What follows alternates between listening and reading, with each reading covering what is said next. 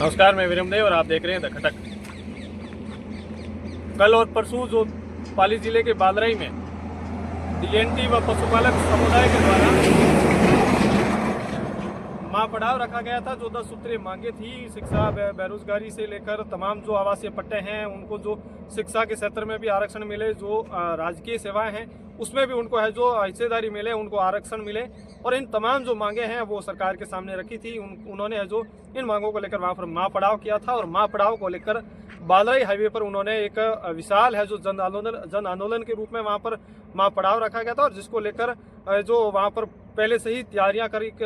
रखी थी और प्रशासन से उन्होंने अनुमति भी ले रखी थी। लेकिन आज है जो एक एफआईआर लॉन्च हुआ जिसमें 78 लोगों पर मुकदमा दर्ज हुआ है, और उसमें सबसे ऊपर है जो राष्ट्रीय पशुपालक संघ व डीएनटी जो एक समिति है उसके अध्यक्ष लाल सिंह रायका व जो उसके साथ तमाम जो उनके कार्यकर्ता थे, उनके जो एक सदस्य थे, उन पर है जो 78 लोगों पर है जो मुकदमा हुआ है। और मुकदमे में कई धाराओं में है जो मामला दर्ज हुआ है। जो पाली जिले के बालराई के पास जो हाईवे के पास जो एक आंदोलन माँ पड़ाव रखा गया था, और उसमें जिस तरीके से जो आंदोलनकारियों ने, प्रदर्शनकारियों ने जो कि हाईवे को बाधित करने की कोशिश की, और उस हाईवे में कई सारे वाहन है जो रुके, और 28 घंटे तक वो हाईवे जाम रहा। और उस जाम से कई लोगों को असुविधाओं का सामना करना पड़ा, और कई लोग परेशान भी हुए और जाम करने की कोशिश की, या फिर अन्य वाहनों में तोड़फोड़ की गई, पुलिस पर पथराव भी किया। और इन तमाम है जो हुआ उसके ऊपर पुलिस ने एक्शन भी लिया, और उस बवाल को भी पुलिस ने वहाँ वीडियोग्राफी के तौर पर है जो कहीं ना कहीं सबूत के तौर पर वहाँ पर जो पथराव किए गए लोगों को डिटेन भी किया है, उस पर है जो मुकदमे भी लगे हैं। लेकिन जो प्रशासन के द्वारा जिस तरीके से एक आज एफआईआर लॉन्च हुई है, उसमें 78 लोगों पर जो मुकदमा दर्ज हुआ है, इसमें कई लोगों के नामजद है जो मुकदमे हुए हैं। तो ये है जो एक आंदोलन में जो हिस्सेदारी, जो एक मुख्य जो सदस्य थे जिन्होंने इस आंदोलन में माँ पड़ाव में भागीदारी निभाई थी और जो नेतृत्व करता थे, उसमें सबसे जो मुख्य जो अध्यक्ष समिति के थे वो लाल सिंह रायका हैं, और सबसे ऊपर है जो उनका नाम था। प्रशासन के द्वारा बताया जा रहा है कि जो 10 सूत्रीय मांगे थी उन्होंने प्रशासन के सामने रखी भी थी, लेकिन उसके अलावा प्रशासन से उन्होंने एक प्रस्ताव भी रखा था, और उसमें प्रशासन ने कई है जो शर्तें रखी थी कि जो शर्तें या आप किसी भी प्रकार के है जो कानून को हाथ में नहीं लेंगे और किसी भी तरह का है जो शांति व्यवस्था को बनाए रखेंगे। और तमाम है जो शर्तें हैं जो पुलिस ने, प्रशासन ने वहाँ पर उनके संघर्ष समिति को समझाई थी। और उस दौरान जिस तरीके से ये माहौल बिगड़ा, और माहौल बिगड़ने पर तमाम जो प्रदर्शनकारी हैं और वो है जो उस दौरान हाईवे पर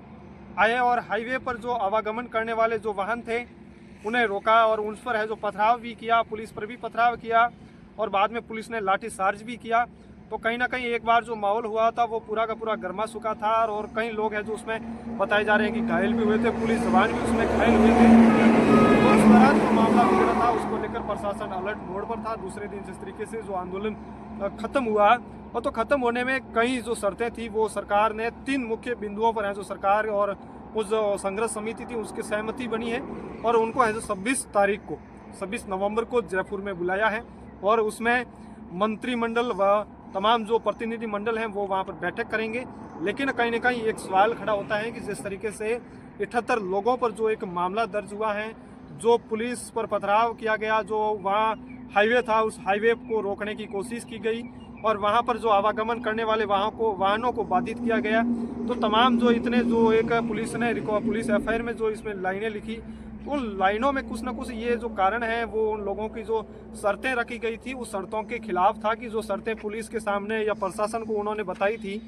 वो शर्तें हैं जो कहीं ना कहीं उन्होंने है जो तोड़ी, और प्रशासन को है जो ये जो एफआईआर लॉन्च करनी पड़ी, कई धाराओं में जो मामला दर्ज करना पड़ा, और जो लोग हैं उनको है जो पुलिस ने है जो नामजद मुकदमा दर्ज किया है।